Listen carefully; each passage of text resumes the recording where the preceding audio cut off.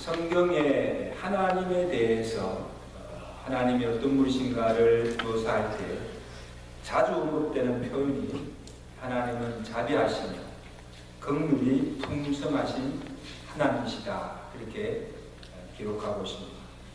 오늘 시편의 기다로 본문 103편 8절에 여호와는 자비로우시며 은혜로우시며 노하기를 더디하시며 인자하심이 풍부하시도다. 역대하 20장 21절에 보면 여호와께 감사하라, 그 자비하심이 영원하다, 그렇게 찬양하고 있습니다. 그 외에도 성경 여러 곳에 하나님을 자비하신 하나님, 인자와 긍휼이 풍성하신 하나님으로 묘사하고 있습니다. 그러면 하나님이 오늘 우리 인생들에게 베푸시는 그 자비가 구체적으로 어떤 것인가, 그것을 알아야 되죠. 제일 먼저 나타난 하나님의 자비는 죄인들을 향하신 긍휼하심입니다. 하나님은 공의의 하나님이세요. 이 말씀은 하나님은 죄를 미워하시고 그 죄를 반드시 심판하십니다. 왜? 공의의 하나님. 그러나 죄를 미워하지나 죄인은 불쌍히 여기시고 사랑하십니다. 그래서 죄를 따라서 당장 벌하지 아니하시고 오래 참으십니다. 왜 참으세요? 회개하고 다시 돌아오기를 기다리십니다. 그래서 다시 돌아오시면 긍휼에 풍성하신 하나님께서 그 죄를 다 용서해 주시고 다시 용납해 주시고 또한 회복해 하시는 그 사람이 하나님의 자비하십니다. 할렐루야. 여러분, 아담이 선악과를 따먹고 범죄하였어요. 하나님께서 범죄한 아담을 찾아오셨습니다. 그리고 그의 죄를 책망하십니다. 그리고 죄의 형벌을 내리셨습니다. 왜? 공의 하나님 때문에. 내가 반드시 죽으리라 말씀하신 대로 사망이 온 인류에게 임하였습니다. 이게 하나님의 심판이죠. 그러나 하나님의 자비가 그에게 나타나는데, 하나님께서 범죄한 아담에게 베푸신 자비가 무엇인가 하면 그에게 가죽 옷을 지어 입혀서다. 할렐루야. 여러분, 이 가죽 옷이 상징하는 게 뭐예요? 그냥 짐승의 가죽 옷, 그것이 아니고 짐승의 피가 아닌 예수 그리스도의 피로서 우리의 모든 죄를 구속하시고 죄인들의 죄를 용서하시고 우리를 구원해, 죄에서 구원해 주실 것을 예표로 보여주신 거예요. 이 가죽옷이 상징 하나님의 자비, 죄인을 향하신 하나님의 자비가 아담에게 지어진 가죽옷입니다. 다시 말하면 죄를 미워하시나 죄인을 사랑하시고 구원해 주시는 하나님의 긍휼과 사랑, 이게 먼저 죄인에게 나타나신 하나님의 자비하심, The mercy of God.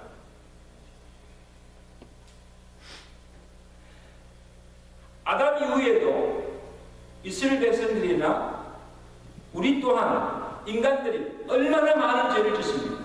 죄 안 지어요? 죄 지어요. 그래서 하나님의 친도를 사게 됩니다. 그럼에도 하나님은 그들을 다 벌하시거나 다 멸하지 않으시고 멸망 중에서도 인자와 자비를 베푸시고 택한 자들을 구원해 주시는 줄로 믿습니다. 신명기 4장 31절에 너희 하나님은 자비로우신 하나님이시라. 너희를 버리지 아니하시며 멸하지도 아니하시느니라. 너희 조상과 맺으신 언약을 잊지 않으십니다. 할렐루야. 10편 3절에는 여호와여, 주께서 죄악을 지켜보실진데 주여 누가 서리까? 누가 감히 주께 서리까? 그러나 사유하심이 주께 있으면 주를 경외하게 하십니다. 사유하심이 누구입니까? 주께. 우리가 감히 범죄한 죄인이 감히 주님 앞에 설 수 없으나 그러나 사유하심이 주께 있나이다. 이스라엘아 여호와를 바랄지어다. 여호와께서는 인자하심과 풍성한 속량이 있습니다. 비록 범죄할지라도 인자와 긍휼로서 죄를 사여 주시고 그리고 한 번 택하신 구원받은 백성들을 버리지 아니하시고 끝까지 사랑하시는 이것이 하나님의 자비하십니다. 여러분 오늘 저와 여러분들이 이렇게 감히 하나님 앞에 보좌 앞에 나와서 하나님 예배하며 우리가 이렇게 존재하게 된 것도 하나님의 자비하신 사랑이 있는 줄 믿습니다. 아니면 우리가 어떻게 이 자리에 나오셨습니까? 어떻게 이 자리에 나오셨습니까?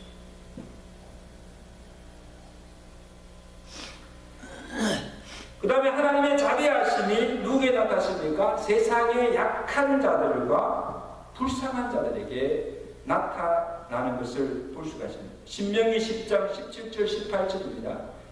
제가 읽습니다. 너희 하나님 여호와는 신 가운데 신이시며 주 가운데 주시며 크고 능하시며 두려우신 하나님이시라. 사람을 외모로 보지 아니하시며 뇌물을 받지 아니하시고 고아와 가부를 위하여 정의를 행하시며 나그네를 사랑하여 그에게 뜻과 옷을 주시는 하나님이십니다. 여러분 여기 신명기에서 지적하고 있는 고아, 가부, 나그네는 당시 유대 사회에서 힘이 없고 약하고 가난한 자를 대표하는 자들입니다. 자, 이들을 향한 약자를 향한 가난한 자들을 향하신 하나님의 자비의 사랑이 두 가지로 나타나는데 하나가 뭔가 하면 그들의 필요를 채워주시고 그들을 돌봐주시는 사랑입니다. 하나님이 그들을 보살펴 주신다는 거예요. 그러면 신명기 24장에 보면 하나님이 이스라엘 백성들에게 명하신 것이 있습니다. 첫째는 뭔가 하면 너희 성 안에 사는 자들 중에 공부하는 자나 객을 학대하지 말라. 그들을 억압하지 말라. 둘째는 객이나 고아의 송사를 억울하게 하지 말라.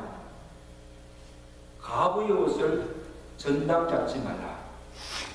그 다음에 세 번째가 참 하나님께서 참 배려하시는 사람인가. 밭에서 너희가 곡식을 벨 때, 추수할 때죠.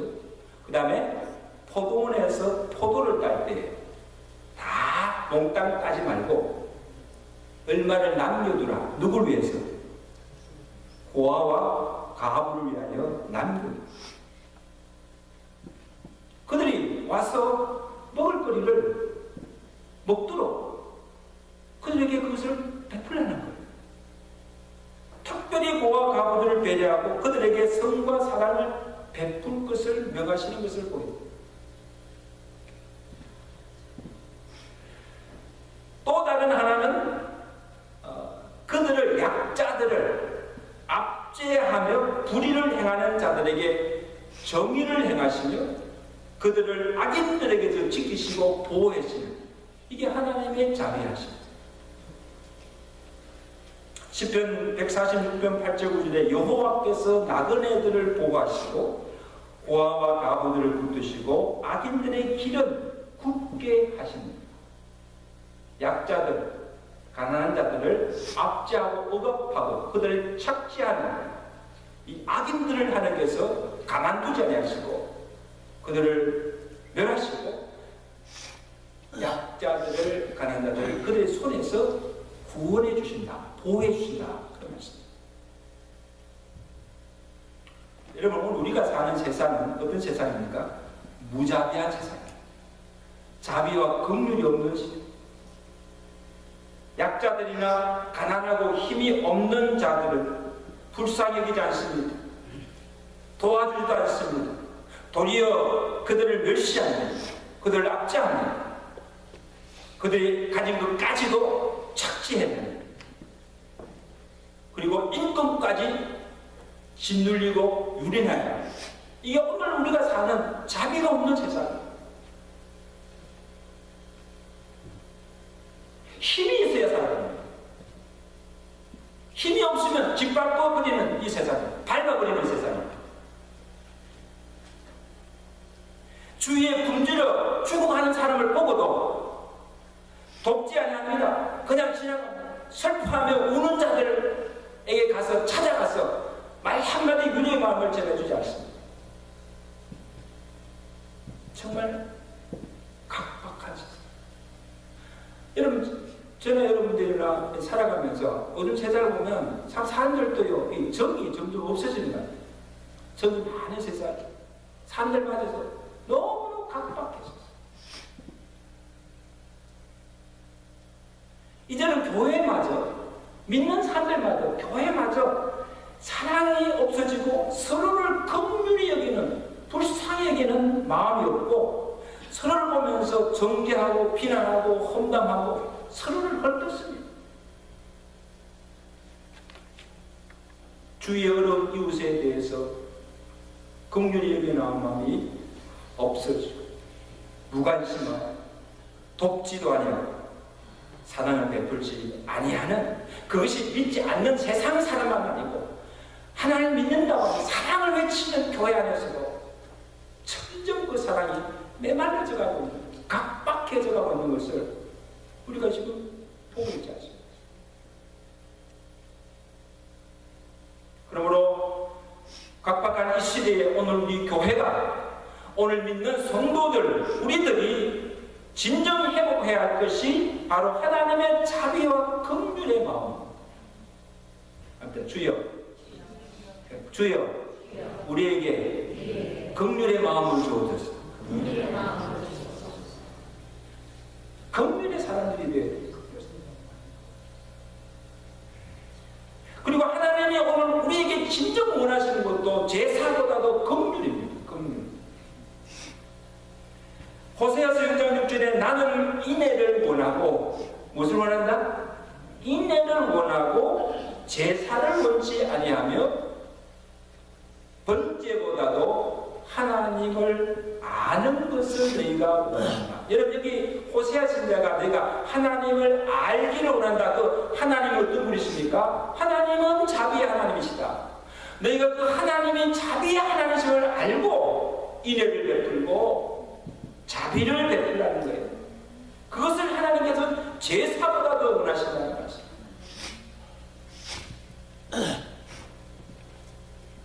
마태복음 12장 7절에 주님께서도 뭐라고 하십니까? 나는 자비를 원하고, 무슨 원한다?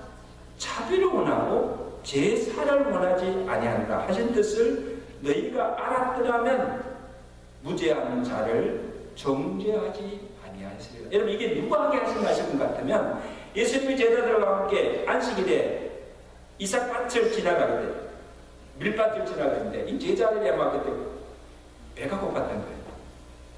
그리고 제자들이 이제 밀밭에 가면서 이삭을 주워서 먹었어요. 그 먹는 것을 보고 바리새인들이 뭡니까? 정죄합니다.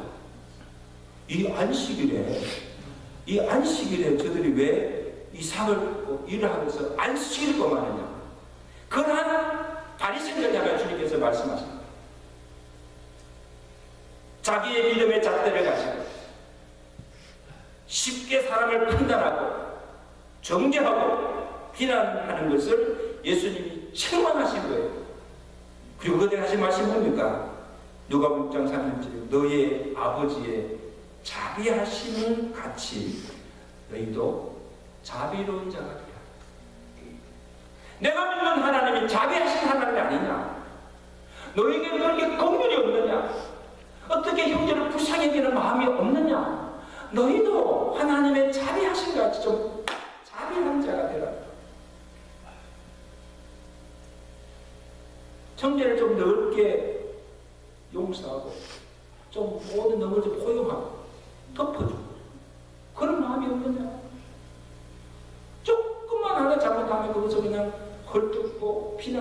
정죄하고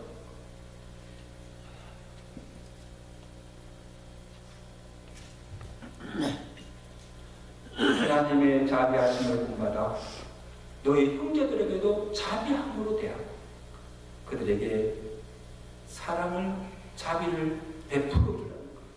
이게 하나님께서 우리 제사받아도 원하시는 줄로 믿습니다. 아멘. 네.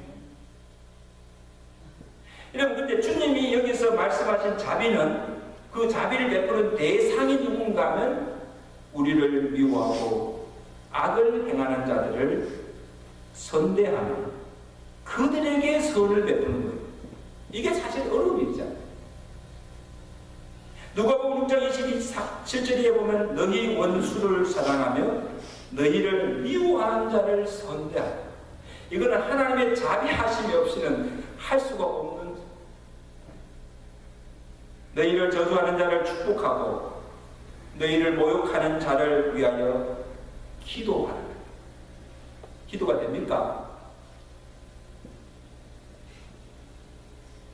입밤을 치는 자에게 적밤을 돌려대고 겉옷을 빼앗는 자에게 속옷도 내어주고 남에게 대접을 받고자 하는 대로 너희도 남을 대접하라. 여러분 하나님께서 우리에게 자비를 베풀려고 하는 그 대상이 정말 우리로서는 할 수 없는 대상입니다.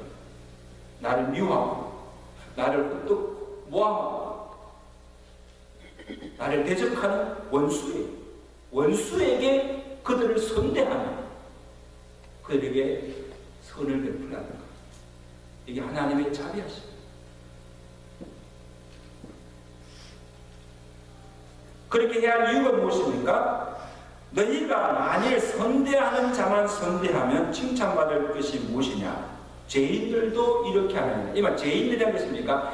하나님의 자비를 알지 못하는 믿지 않는 세상 사람들도 그 정도는 다 한다는 거예요. 내가 좋아하는 자를 내가 그 사람 좋아하고 나에게 좋게 대하는 자들 내가 선대하는 것은 믿지 않는 세상 사람들도 하는 것이다. 그러나 오직 너희는 다시 말해 하나님의 자비를 아는 너희는 너희 원수를 사랑하고 선대하며 아무것도 바라지 말고 구워주라.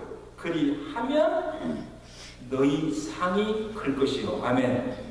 뭘 받는다? 하나님의 상이 있다는 거예요. 또 지극히 높으신 이의 아들이 되리니 그렇게 할 때에 내가 진정 하나님의 아들이라 일컬음을 받게 될 것입니다. 그는 은혜를 모르는 자와 악한 자에게도 인자하십니다. 누가 그랬다고요? 하나님.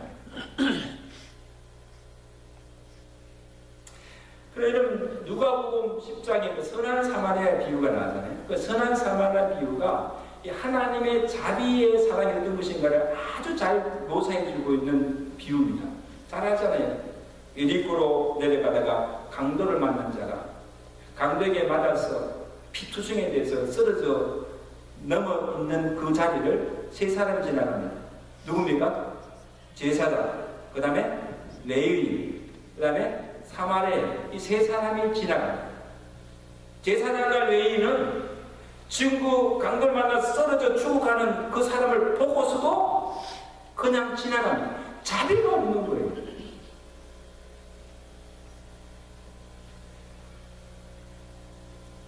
근데 사마리아는 어떡합니까? 그 쓰러진 자를 보고 불쌍히 여겼다. 이 불쌍히, 긍휼히 여기는 마음이죠. 그리고 가까이 가서 그의 상처를 싸매어주고 치료해주고 그를 직업정성으로 돌보아줬습니다. 주님 보시니 누가 진정 강도 만난 자의 이웃이 되겠느냐? 그리고 물었을 때 제가 뭐랬습니까? 자비를 베푼 자이다. 여러분 사랑이 바로 하나님의 자비하심의 사랑이라는 것입니다. 왜 그런가 하면 하나님의 자비는 사람을 차별하지 않습니다. 그냥 조건적이도 않습니다. 무조건적으로 베풀어 주시는 이 사랑이 하나님의 자비하십니다. 지금 이 강도 만난 자에게 베푼 이 사마리아의 사랑이 이 하나님의 자비. 왜냐하면 강도 만난 자는 사마리아에게는 어떤 자입니까? 원수입니다. 자기들을 개같이 취급하고 미워하며 적대시하는 유대인입니다. 그러면 사실 그 진정 도와줄 자는 레위인이나 제사장들입니다. 근데 사마리아는 만약에 딱 지나갑니다. 그 지금 쓰러져 죽어가는 자가 딱 보니까 누구예요? 자기들 적대하시는 유대인이에요. 원수예요. 근데 사마리아인은 그 사람을 보고 자기들이 자기에게 행한 그것을 생각한다면 도저히 도울 수가 없습니다. 도울 마음도 일어나지 않습니다. 그리고 이것저것 명분이나 내게 도할 손익을 계산하면 도울 수가 없습니다. 근데 그 당시 사마리아인이 그 강도 만난 자를 본 그 순간 그 사마리아의 생각에서는 오직 한 가지입니다. 뭡니까? 그를 불쌍히 여기고 어떻게 하든지 그의 생명을 살리고자 하는 그 마음입니다. 할렐루야. 그가 누구냐? 그들이 자기에게 행한 것이 어떤 것이냐? 그런 걸 전혀 고르지 않냐고 지금 그가 쓰러져 죽게 된 상황, 그 상황을 보고 어떻게든 내가 그를 도와서 그를 살리겠다는 그 마음뿐입니다. 차별 없이 조건 없이 베푸는 자비의 사랑인 줄로 믿습니다. 여러분 참 저는 미국이 참 좋은 그 많지만 특별히 미국이 참 선진국다운. 그래서 일단 위급한 자, 급한 환자가 생기면 신분이나 그 다음에 재무 능력을 따지지 않고 무조건 일단 고쳐보고 살려보고 봅니다. 한 생명이라도 그가 누구든지 인종이나 뭐 국적 그런 것 조건 없이 일단 그 생명을 살려보고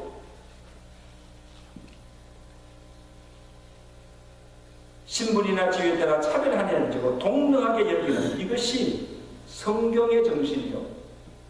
이것이 하나님께서 보여주신 자비와 긍휼의 마음이라는 것입니다. 여러분 우리가 어떤 우리가 사랑을 베풀 때 우리도 차별 없이 무조건적으로 하나님의 사랑으로 그를 돕고 베풀어 줄 수 있는 자비의 사람들 되시기를 저는 축원합니다.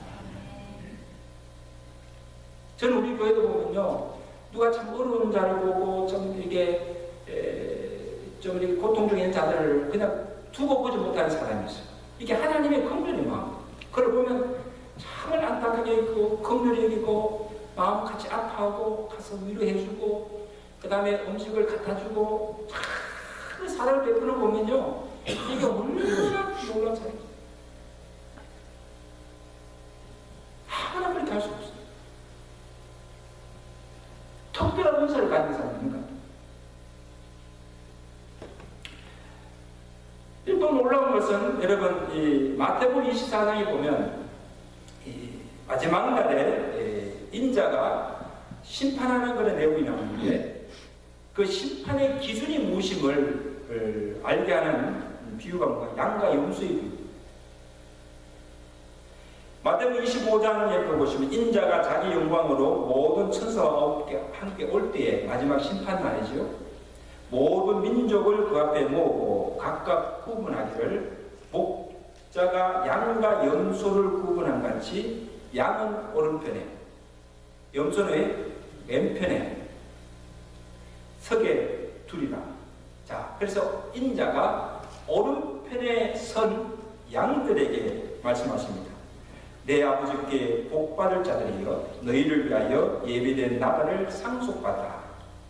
내가 줄일 때에 너희가 먹을 것을 주었고 목마를 때에 마시게 하였고 나그네 되었을 때에 영접하였고 헐벗을 때에 옷을 입혀주고 병들었을 때에 돌보아주고 옥에 갇혔을 때 와서 돌보았느니라. 오른편에 선 양들이 인자에게 이렇게 말합니다. 주여, 우리가 어느 때에 주께서 줄인 것을 보고 음식을 대접하였으며 주께서 목마르신 것을 보고 마시게 하였나이까? 어느 때에 주께서 헐벗은 것을 보고 옷을 입혔었으며 어느 때에 병든 것이나 옥에 갇힌 것을 보고 배웠나이까? 우리는 그렇게 한 적이 없습니까? 죽게 한 적이 없습니다. 그렇게 말할 때 인자가 그에게 말하기를 너희가 여기 내 형제 중에 지극히 작은 자 하나에게 한 것이고 누구에게?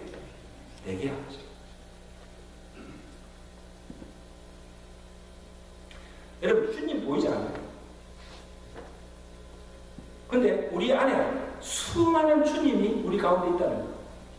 헐벗은 자, 굶주린 자, 병든 자, 옥에 갇혀서 매인 자. 그들에게 사랑을 베푼 그것이고 내게 한 것이라는 주님께서 한 것입니다. 이어서 왼편에 선 악인들에게 동일한 말씀하십니다.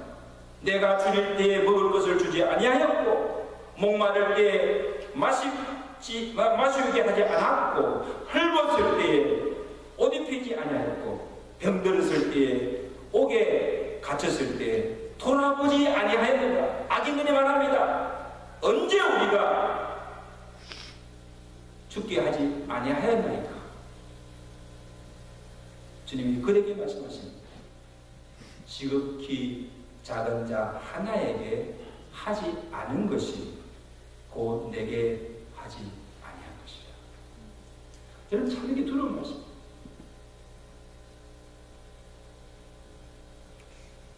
그들은 영벌에 의인들은 영생에 들어간다.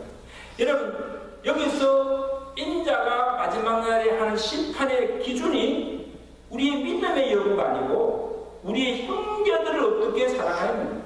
특별히 형제 중에 줄이고 목마르고 헐벗고 병들고